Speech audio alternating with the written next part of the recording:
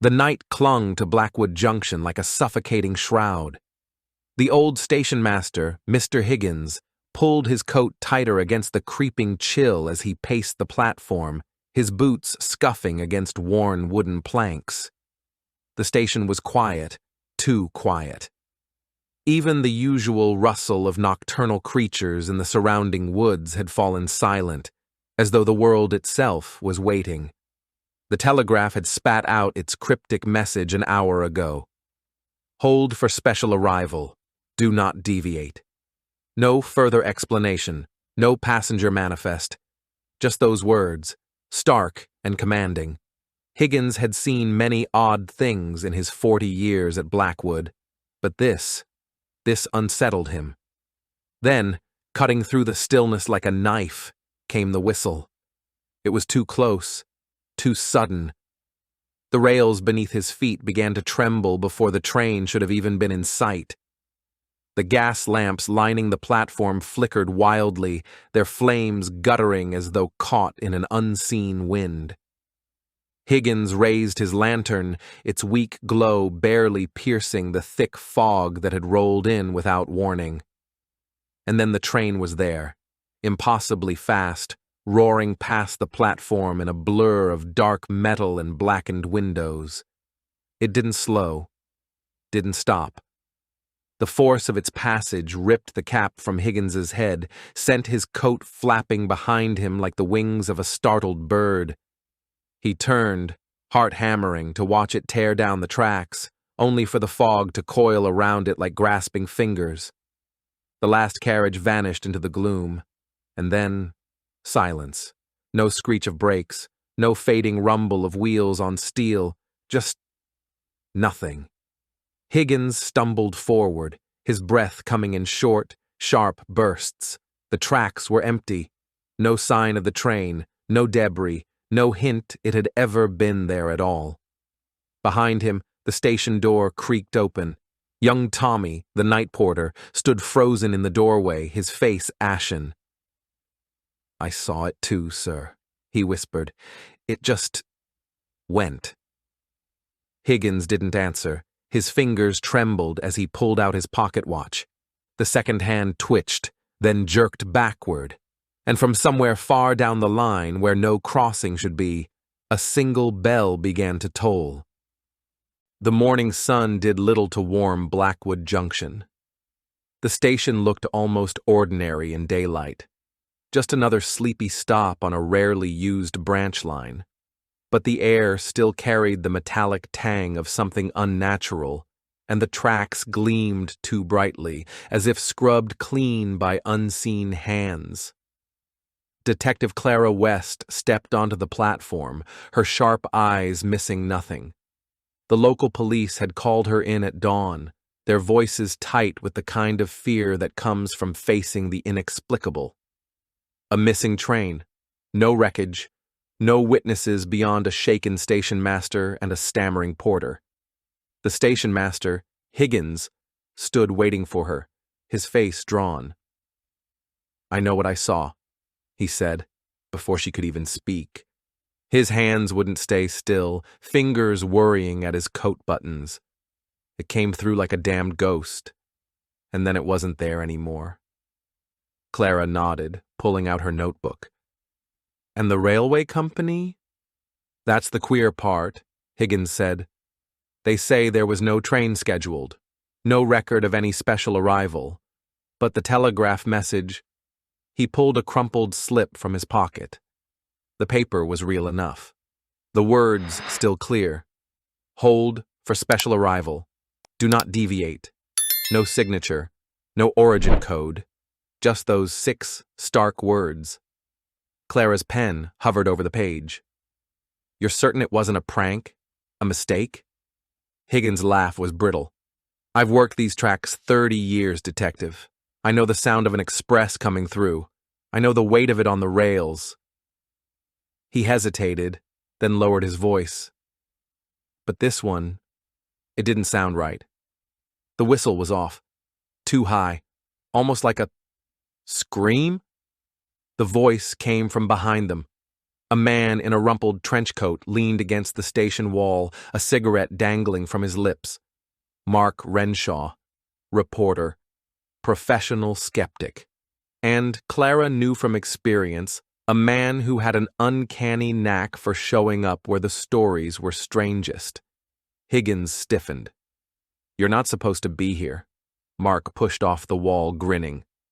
And yet, he flicked Ash aside, eyes locked on Clara.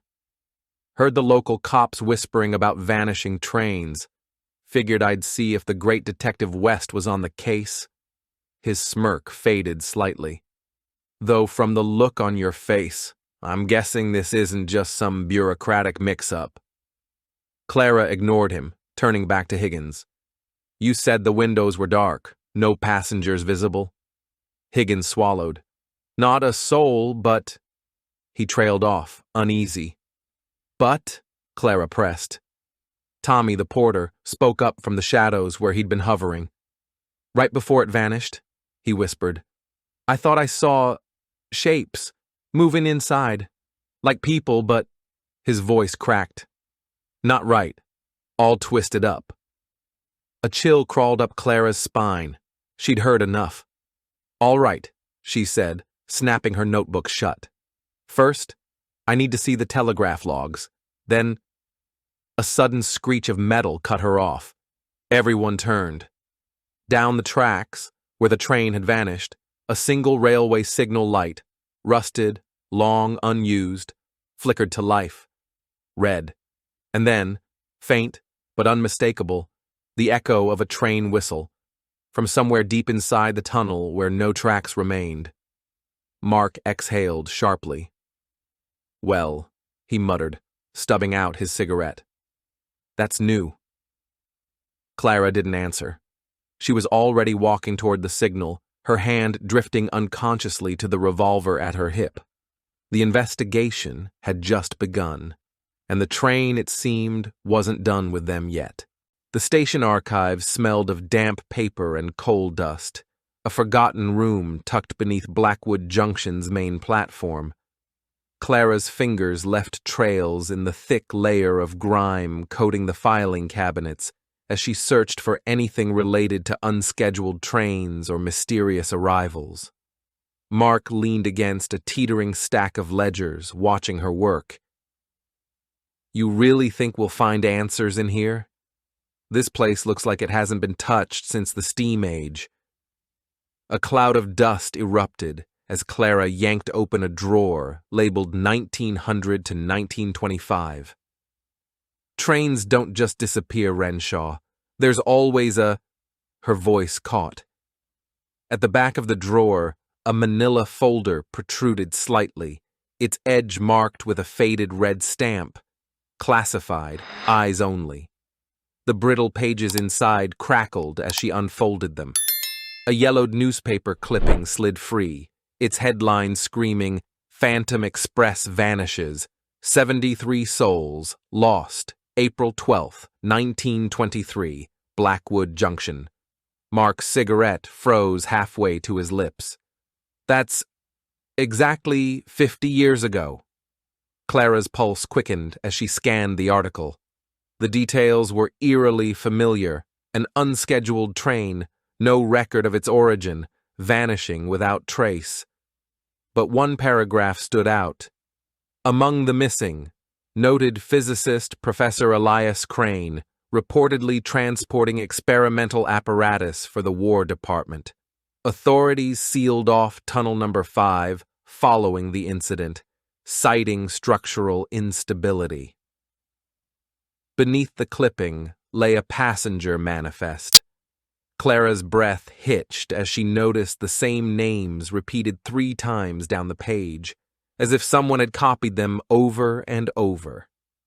At the bottom, in smudged ink, someone had scrawled, "They don't stay dead." A sudden bang made them both jump. The archive door swung shut on its own, plunging them into near darkness. Mark fumbled for his lighter. The flame revealed something they'd missed before, a map of the rail network, its edges singed. Where tunnel number 5 should have been, someone had drawn a perfect circle in what looked like dried blood. From somewhere deep in the station's bones, the pipes began to hum. Not the normal groan of aging infrastructure. This was rhythmic, deliberate, almost like the chugging of a distant train.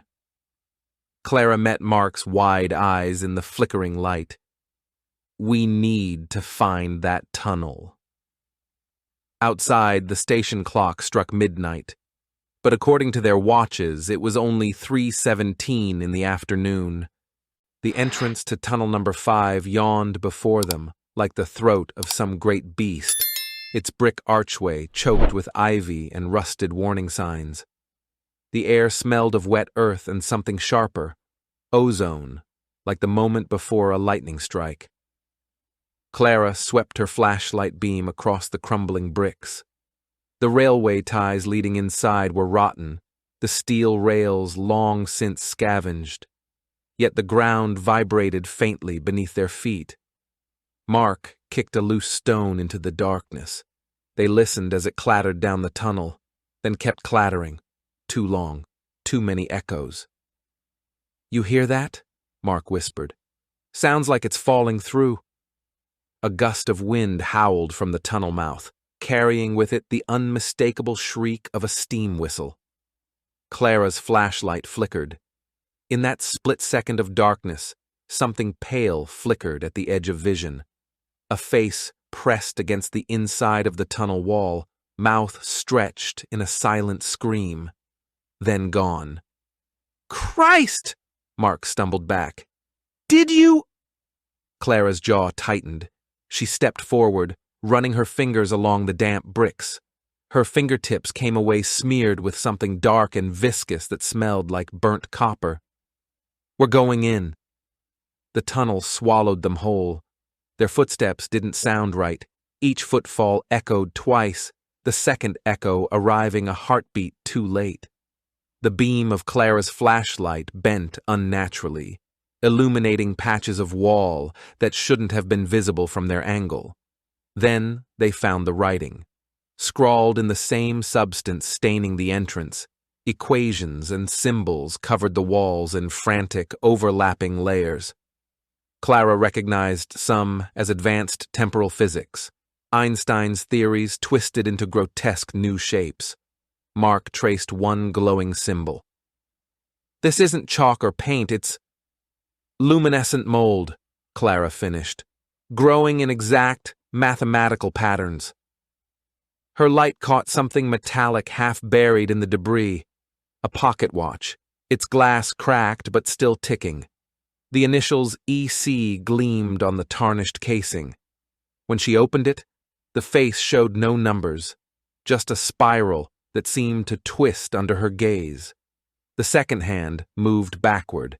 A new sound cut through the dripping silence, the rhythmic clank of something heavy being dragged, coming closer. Mark's hand found Clara's arm. "That's not—" The flashlight died. In the perfect blackness, the dragging sound stopped. Something inhaled wetly. Then the whispers began, hundreds of them, overlapping in languages neither recognized, yet somehow understood. Wrong door, wrong time, wrong door, wrong time. Clara's fingers closed around the watch as the first skeletal hand burst from the tunnel wall. The skeletal fingers clawing from the tunnel wall froze mid-reach as the pocket watch in Clara's hand began to glow with an eerie blue light. The whispers died instantly, leaving a silence so complete it pressed against their eardrums. Mark gasped, his breath fogging in the suddenly frigid air. "What the hell did you just—" A grinding noise cut him off as the tunnel walls shimmered like disturbed water.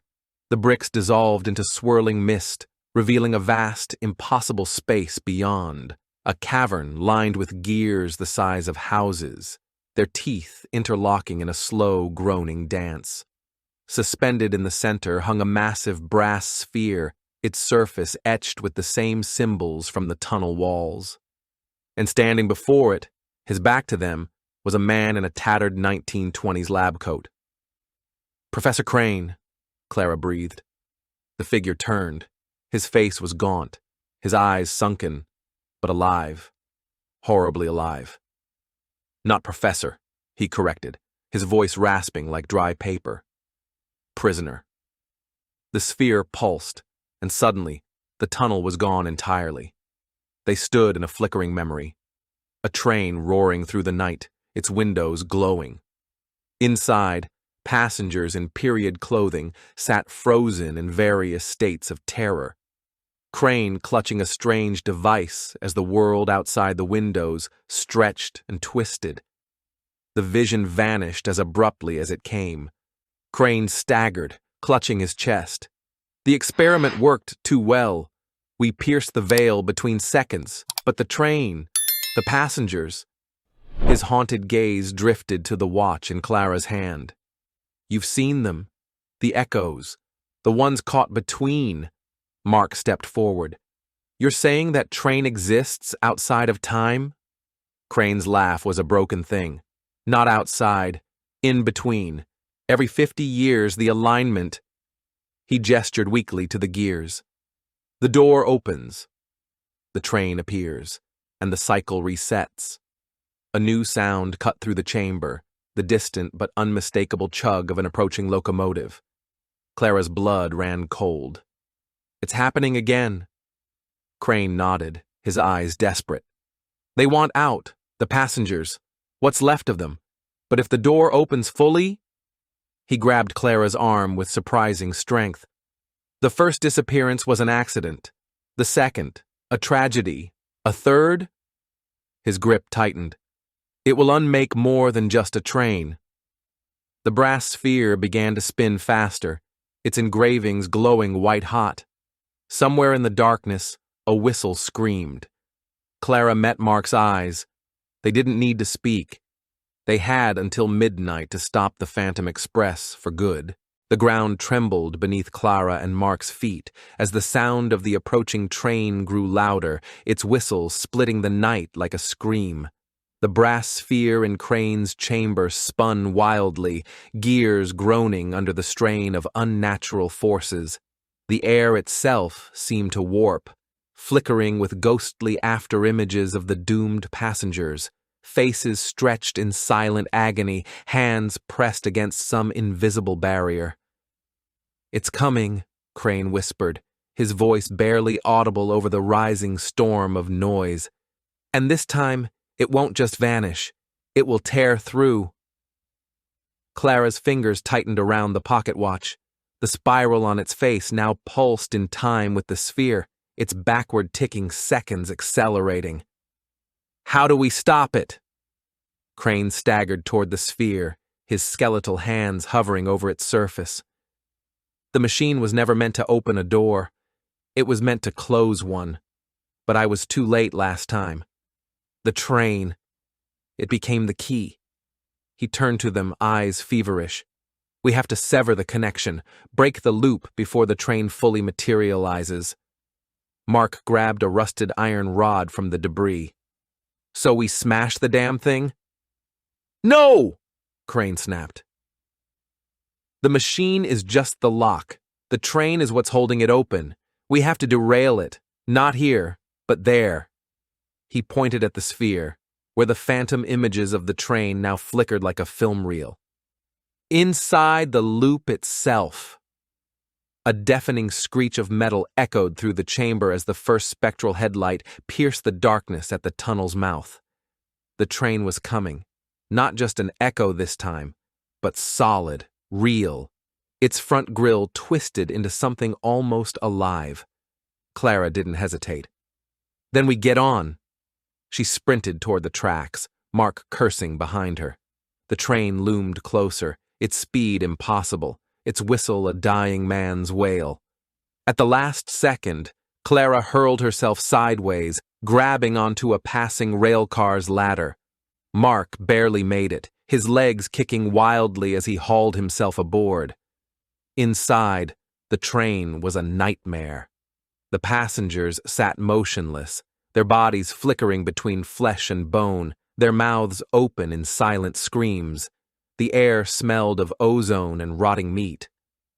At the far end of the car, a shadowed figure stood, a conductor with no face, his uniform fused to his skin. "We have to reach the engine," Clara shouted over the roar of the void outside the windows.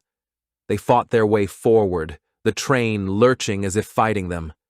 The conductor moved to block their path, his elongated fingers reaching, until Mark swung the iron rod, striking him across the chest. The figure shattered like glass, shards dissolving into smoke. The engine car was worse. The controls were melted into grotesque shapes, the floor littered with bones, and at its heart, fused into the machinery, was Crane's device, now a grotesque hybrid of brass and pulsating flesh. Clara didn't think. She slammed the pocket watch into the machine. For a second, nothing happened. Then the world split. The train bucked violently, its cars twisting like a dying snake.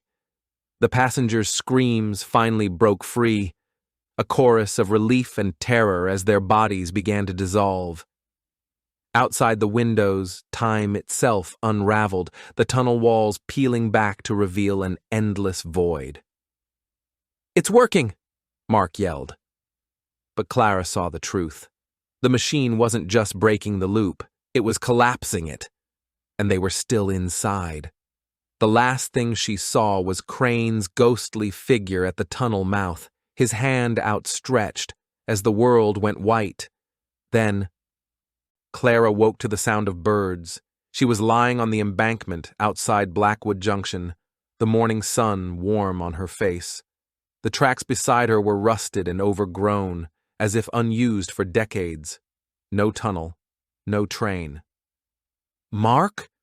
Her voice was raw. A groan answered her. A few feet away, Mark sat up, clutching his head. Tell me that didn't just happen. But in Clara's palm, the pocket watch remained, its face now blank, its gears still, and carved into the station wall beside them, fresh despite the peeling paint, were two words: "Thank you." Thanks for watching. If you enjoyed this video, hit that like button, subscribe, and ring the bell for more. Let me know your thoughts in the comments. I'd love to hear from you. See you in the next one. Bye for now.